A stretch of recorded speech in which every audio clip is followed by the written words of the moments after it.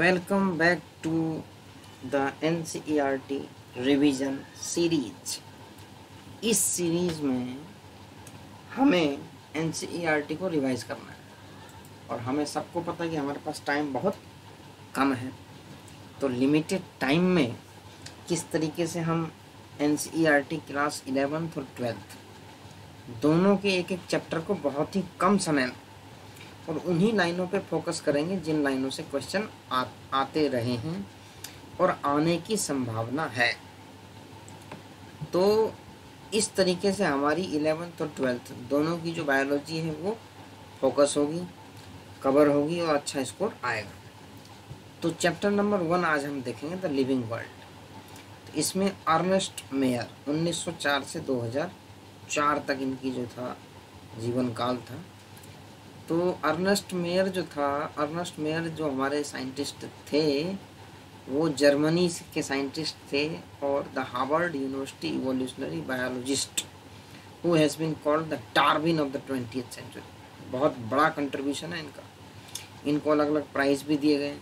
तो ये थोड़ा सा साइंटिस्ट का बैकग्राउंड आना चाहिए क्योंकि जो भी बुक्स वगैरह है सब साइंटिस्ट की देन है। तो हम चैप्टर शुरू करने जा रहे हैं द लिविंग वर्ल्ड। अब देखो बहुत सारे पेजेस हैं, 15 पेज का चैप्टर है, लेकिन हमें कुछ लिमिटेड लाइंस पे ही फोकस करना है और जो चैप्टर छोटे होंगे उसको हम पूरे को एक वीडियो में कवर कर लेंगे। जो थोड़े से बड़े चैप्टर हैं जिनमें कंटेंट ज़्यादा है उनको 2 पार्ट या फिर 3 या 4 पार्ट में करेंगे ताकि अच्छे से कवर हो जाए। तो जब ये जो चैप्टर है तुम्हारा 4 पार्ट में डिवाइड है, लेकिन ये वीडियो एक में कवर करेंगे क्योंकि इसमें उतने ज़्यादा इम्पोर्टेंट है नहीं और कुछ ही लिमिटेड लाइन्स है जो कि उन पे हम फोकस करेंगे। तो सबसे पहले देख लेते हैं distinctive characteristic exhibited by living organisms. ठीक है, जो लिविंग ऑर्गेनिज्म है उनके डिस्टिंक्टिव कैरेक्टरिस्टिक होंगे। उसमें क्या क्या है? Growth, reproduction, ability to sense environment and mount a suitable response come to our mind immediately as unique feature of living organism. तो ये एक फीचर हो गया। उसके बाद more features like metabolism, ability to self replicate, self organize, interact and emerge to this list. ठीक है जी, ये हो गया। अब इसके बाद जो और भी लाइनें हैं वो कम इम्पोर्टेंट है, हालांकि क्वेश्चन कहीं से भी आ सकता है, but it has been noticed कि कुछ लाइनों में कंटेंट हो तभी क्वेश्चन आने की प्रोबेबिलिटी रहती है, तो हम उन्हीं लाइनों पे फोकस करेंगे। In plant this growth by cell division occurs continuously. Plant के अंदर रेगुलर होती है, throughout their life span हमेशा होती रहती है। In animals this growth is seen only up to a certain age, growing period तक ही ग्रोथ होगी। However cell division occurs in certain tissues to replace lost cell. लेकिन ऐसा है कि एनिमल सेल्स के अंदर भी कुछ जगह पे सेल डिवीजन होते रहती है। उसके बाद देखते हैं ये line, in living organism growth is from inside. ठीक है, growth therefore can not be taken as a defining property of living organism. देखो ग्रोथ को हम डिफाइनिंग प्रॉपर्टी नहीं कह सकते क्योंकि जो पहाड़ है आपका और भी नॉन लिविंग थिंग्स है जिनके अंदर की ग्रोथ होती है, जिनका साइज बढ़ता है, लेकिन वो लिविंग नहीं है, तो इसलिए ग्रोथ को हम खाली कैरेक्टर नहीं कर सकते। However it is one of the character but not only this. तो रिप्रोडक्शन भी एक कैरेक्टरिस्टिक है। तो इसमें देखो in planaria we observe true regeneration. अगर तुम्हें एग्जाम में क्वेश्चन आता है कि which of the following organism exhibit true regeneration, तुम्हें वहाँ सेलेक्ट करना है प्लानेरिया। ठीक है, a fragmented organism regenerate the lost part of the its body and becomes a new organism. तो इसके पास ये कैपेसिटी है। उसके बाद हम चलते हैं अगले लाइनों पर। There are many organisms which do not reproduce. कुछ ऐसे हैं जो रिप्रोड्यूस नहीं करते। Mules, sterile worker bees, infertile human couples. Hence reproduction also can not be an all inclusive defining character.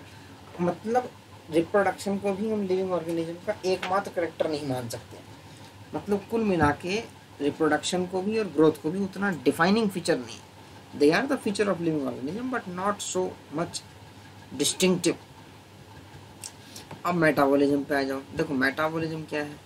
The sum total of all the chemical reactions occurring in our body is metabolism. तो ये तुम्हें metabolism की definition मिल गई। अब no non living object exhibits metabolism. Non living में कोई भी मेटाबॉलिज्म नहीं होगा। अच्छा, isolated metabolic reactions in vitro are not living things but surely living reactions। तो यहाँ से भी देखो NCERT का जो नीट का क्वेश्चन आ रहा है वो किसी भी लाइन को किसी भी तरीके से ट्विस्ट करके पूछ सकता है। तो ये लाइनें थोड़ी सी ज़्यादा इम्पोर्टेंट हैं। अगर आपको लगता है कि और भी कुछ लाइनें इसमें जो इम्पोर्टेंट हैं उसको आप इसी तरीके से हाईलाइट करके और भी रिपीटेडली पढ़ सकते हैं ताकि वो ध्यान रहे और अगर क्वेश्चन आए तो आप उसको आसानी से सॉल्व कर सकते हैं। तो क्विक रिवीजन सीरीज़ उनके लिए ज़्यादा इम्पोर्टेंट है जिन्होंने एक बार NCERT पढ़ रखी है तो उनको ईजिली ग्रास्प होगा, क्योंकि हम इसमें लाइन बाय लाइन नहीं पढ़ रहे हैं। तो क्विक रिवीजन सीरीज़ में उनके लिए ज़्यादा बेटर है जिन्होंने एक बार पढ़ा हुआ है, तो उनको फटाफट जो पॉइंट्स हैं वो कैचअप हो जाएंगे। और कोई लाइन इसमें मिले नहीं इम्पोर्टेंट तो हम आगे चल रहे हैं। Diversity in the living world, the number of species that are known and described range between 1.7 to 1.8 million. ठीक है, ये एक बार ये नीट में आया हुआ क्वेश्चन कितनी है, तो 1.7 से 1.8। देखो ज़्यादा भी हो सकती है कम भी, लेकिन NCERT ने जो लाइन लिख दी वो रामबाण है, वो तुम्हें वही मान के चलना है नीट के एग्जाम में। बाकी वो जगह तो अलग चीज़ है, लेकिन नीट में NCERT की चलेगी, किसी की नहीं चलेगी, ये ध्यान रखो। तो जो international code for botanical nomenclature, जो प्लांट्स के नाम है उसके लिए ये कोड डिफाइन किया गया है ICBN, और जो एनिमल्स हैं उनके लिए international code for zoological nomenclature. तो ये दो चीज़ है। तो each name has two component, the generic name and specific epithet. ठीक है जी, साइंटिफिक नेम जो भी हैं उनके दो कंपोनेंट होते हैं। तो बाइनोमियल नोमेनक्लेचर सबसे पहले आया, तो किसने दिया? This naming system was given by Carlos Linnaeus.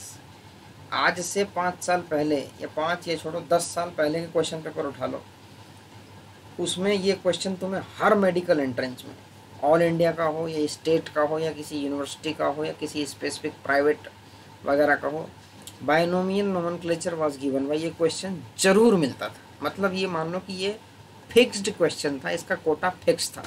Binomial nomenclature was given by. हालांकि आजकल थोड़ा सा कम हो गया ट्रेंड, क्योंकि ये सारे एग्जाम मर्ज कर दिए गए एक में, तो ये क्वेश्चन थोड़ा सा कम आ रहा, नहीं तो ये क्वेश्चन तो फिक्स था, आता ही आता था। BHU का हो, AMU का हो, किसी भी जिपमर हो, ये क्वेश्चन जरूर आता था। The scientific name of mango is written as Mangifera indica. Just scientific नाम याद रखो मैंगो का।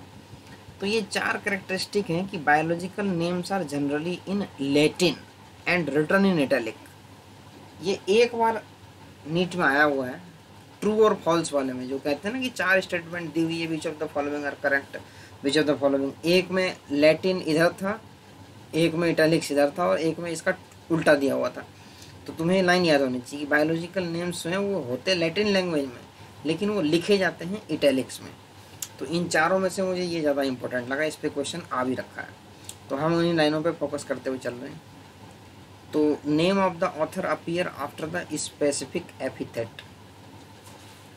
तो ऑथर का नाम भी देते हैं, जैसे मैंजीफेरा इंडिका, लिनियस, तो इसका हम एब्रीविएशन देते हैं, ये ध्यान रखना, कभी भी पूरा नाम नहीं देते। LINN मतलब लिनियस। ठीक है जी, अच्छा आगे चलते हैं। और भी लाइनें तुम पढ़ सकते हो, लेकिन क्विक रिवीजन है, इसलिए हम अगर क्विक रिवीजन को भी देख लिया जाए तो इससे भी तुम्हारे 360 में से 340 तो बनने ही बनने, 2 ही 4 क्वेश्चन रहेंगे, नहीं तो क्विक रिवीजन में सारे फंस जाएंगे। The scientific term for these categories is called taxa. देखो कोई भी कैटेगरी एट एनी लेवल, उसका लेवल छोटा भी हो सकता है, लेवल बड़ा भी हो सकता है। जैसे स्पीसीज छोटा लेवल है, जीनस उससे बड़ा है, उसके बाद जैसे जैसे order, class, family, family order, class, जो भी ऑर्डर है, किंगडम, फाइलम, तो ये तुम्हारे सब एक टैक्सा है, लेकिन उनका लेवल अलग अलग है। तो यही बात इन्होंने कही है, taxa can indicate categories as very different level. ठीक है जी, तो term, scientific term for this categories is taxa. तो हर कैटेगरी के लिए एक ही कॉमन नाम है, टैक्सा। अब आ जाते हैं हम अगले लाइनों पर। The characterization, identification, classification and nomenclature are the processes that are basic to taxonomy. कौन कौन से हैं? Characterization, identification, classification and nomenclature. तो एक सिंपल सा क्वेश्चन बन जाता है यहाँ से, are the processes that are the basic to taxonomy.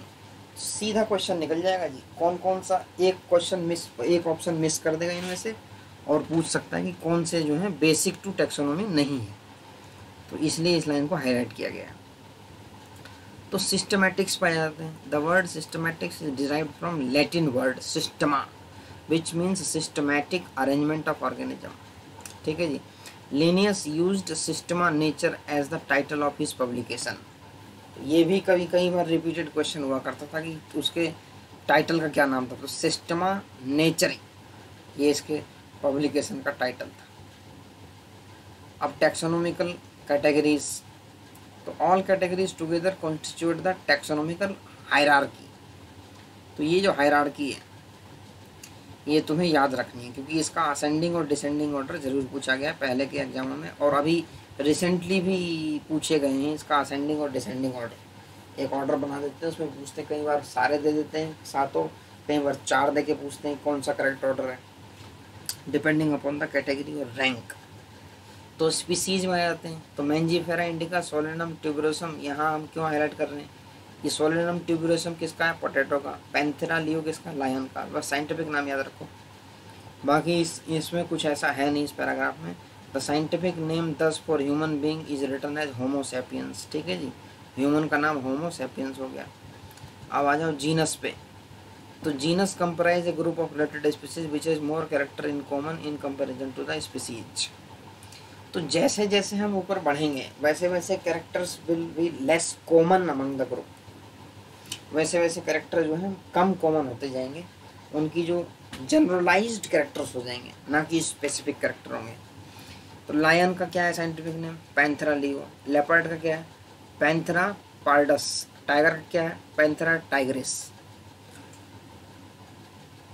Genus Felis which indicate includes cat, तो फैलिस जीनस में तुम्हारे कैट्स आते हैं।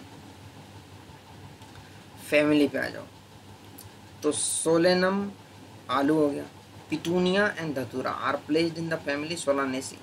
तो ये तीनों कौन से फैमिली में, सोलानेसी, उसकी फैमिली याद रखना।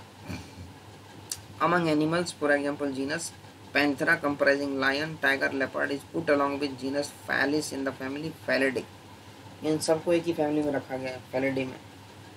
तो फैलिडी एंड कैनिडी रिस्पेक्टिवली। तो डॉग के लिए क्या है, कैनिडी। कैनिडी किसके लिए, डॉग के लिए। ठीक है, ये लिखा हुआ cat and dog, you will find some similarities and some differences as well. तो यहाँ लिखा हुआ है। हम उन्हीं लाइनों पे फोकस करते हुए चल रहे हैं जिनसे कि क्वेश्चन आने की प्रोबेबिलिटी बहुत ज़्यादा है। Order being a higher category is the assemblage of family which exhibit a few similar characters. जैसे जैसे हम ऊपर बढ़ेंगे, पहले भी बताया था कि उतने उतने सिमिलरिटी घटती चली जाएगी, और इस टाइप का एक बार क्वेश्चन आया भी था कि characters become less generalized as we move from lower taxon to higher taxon. तो convolvulaceae, solanaceae are included in the order polemoniales. ठीक है, तो ये ध्यान रख लो, convolvulaceae, solanaceae are included in the order polemoniales, mainly based on the floral character. The animal order Carnivora include families like Felidae and Canidae. तो Felidae और Canidae तुम्हारे आगे Carnivora के अंदर ऑर्डर। तो फिर आ जाओ class, order Primata comprises monkey, gorilla and gibbon। तो Primata के अंदर कौन कौन से आ गए ये देख लो। फाइलम आ गया, हाँ जी ये आ गया हमारा order. In case of plant, classes with a few similar character are assigned to a higher category called division। देखो, स्कूल से आए घर, घर के अंदर मिली फैमिली, फैमिली में हमने दिया कुछ ऑर्डर खाने का, फिर करी हमने क्लास, क्लास में करी पढ़ाई, पढ़ाई के बाद खाना खाए सो गए। ठीक है जी, ये हो गया। तो स्पीसीज जीनस SGFOCPK। तो एनिमल अगर होगा तो लगता है फाइलम क्लास के ऊपर, और अगर प्लांट वाला केस है तो लग जाएगा डिवीजन। तो स्पीसीज जीनस फैमिली ऑर्डर, मैं ये कह चुका हूँ पहले कि इसका जो असेंडिंग, ये क्या दिया हुआ है, ये जो असेंडिंग ऑर्डर है, एक इसका डिसेंडिंग हो जाएगा।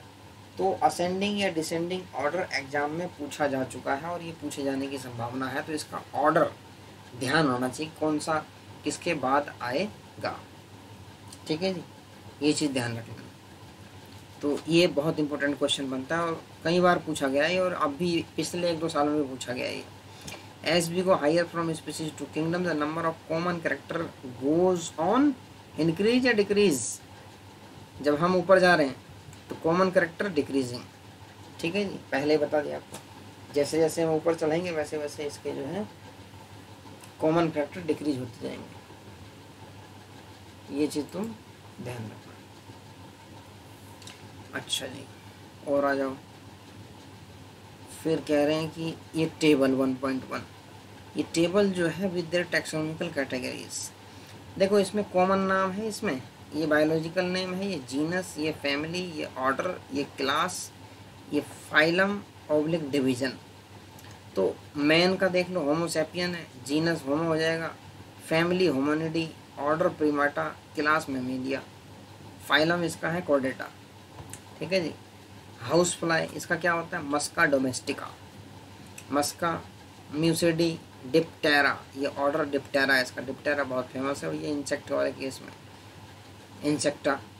मैंगो मैंजीफेरा इंडिका, देखो एनाकार्डियेसी, स्पिनडेल्स, डाइकोटिलेडन एंजियोस्पर्म, इसमें डिवीजन एंजियोस्पर्म आएगा। वीट का ट्राइटिकम एस्टिबम इसका नाम है, ट्राइटिकम। पोएसी फैमिली है, पोएल्स ऑर्डर है, मोनोकोटिलेडोनस। तो वीट तुम्हारा क्या है, मोनोकोटिलेडोनस। मैंगो क्या है, डाइकोटिलेडोनस। आगे तुम अलग अलग चैप्टर हैं उसमें तुम इसको डिटेल में पढ़ोगे। Taxonomical aids, identification of organism require intensive laboratory and field studies. तो ये दो कैरेक्टर तुम्हें चाहिए, किसके लिए, आइडेंटिफिकेशन के लिए। एक तो इंटेंसिव लेबोरेटरी और उसके बाद तुम्हें फील्ड स्टडी भी करनी पड़ेगी। अच्छा जी, तो ये था टैक्सोनॉमिकल एड्स के अंदर। ये एक्चुअली हमें हेल्प करते हैं आइडेंटिफिकेशन में ऑर्गेनिज्म की और उनके सिस्टमिक अरेंजमेंट में।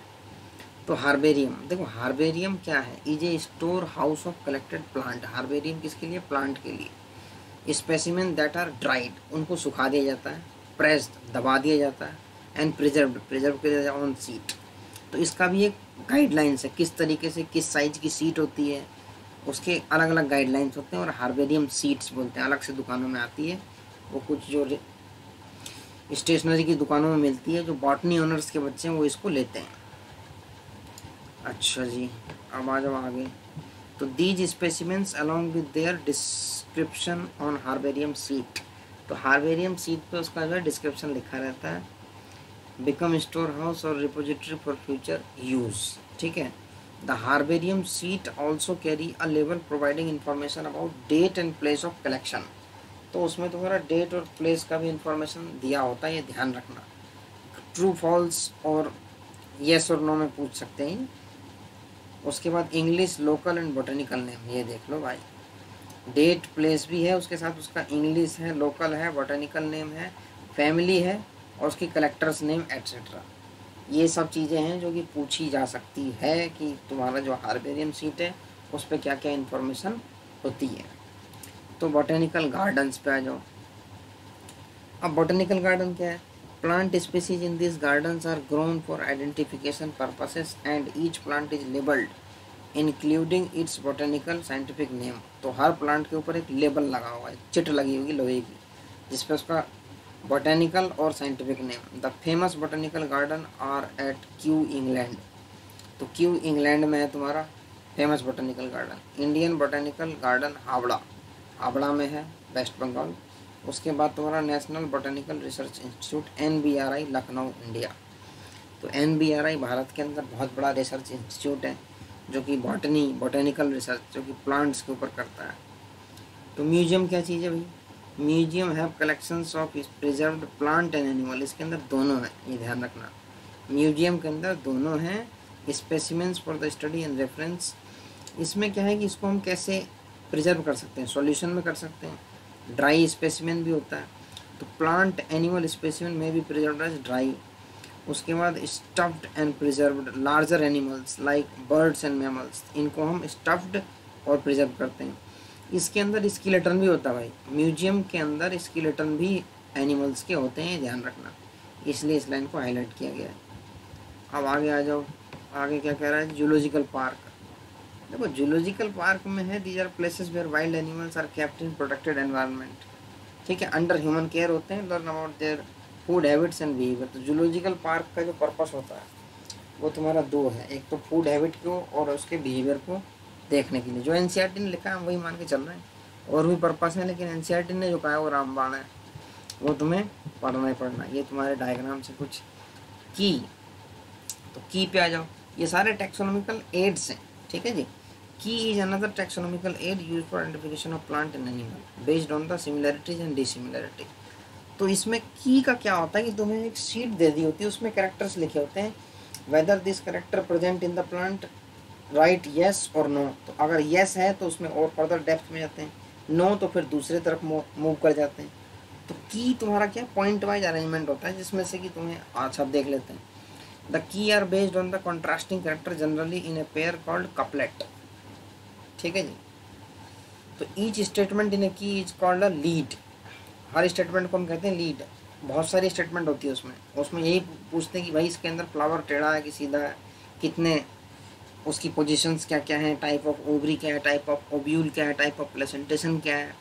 तो अलग अलग टाइप के मॉर्फोलॉजिकल, एनाटॉमिकल और फिजियोलॉजिकल फीचर्स को देख के भी हम जो है उसके करेंगे identification.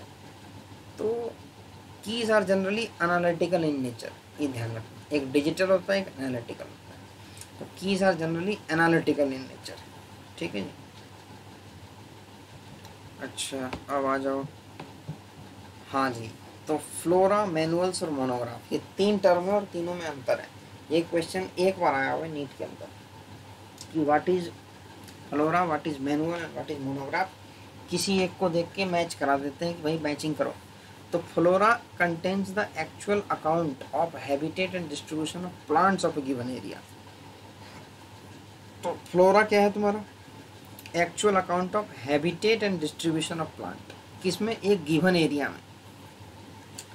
Manuals are useful in providing information for identification names of species found in an area. तो मैनुअल में क्या हो जाएगा, ये बस तुम्हारा information for identification of names of species कि वहाँ कौन कौन सी स्पीशीज है, तो उसके लिए मैनुअल्स है। तो monograph contains information of any one taxon. Mono मतलब क्या होता है, सिंगल, ग्राफ मतलब ग्राफिकल प्रेजेंटेशन। तो monograph contain information on any one taxon. तो इसके साथ ही तुम्हारा ये चैप्टर होता है ख़त्म। अगर तुम्हें और भी कोई लाइन लगती हो इम्पोर्टेंट, अगर तुम्हें लगता हो कि यहाँ से क्वेश्चन आ सकता है, तो उसको तुम लोग ज़रूर पढ़ना, उसको हाईलाइट करना और इसको बार बार देखें, सुने, रिवाइज करें, अपनी बुक्स को पढ़ें। तो अगर इसमें से एक क्वेश्चन तो आ ही जाता है इस चैप्टर से, तो मोस्ट प्रोबेबली तुम्हारा सॉल्व होना चाहिए। Thank you. अब हम अगले वीडियो की तैयारी करते हैं।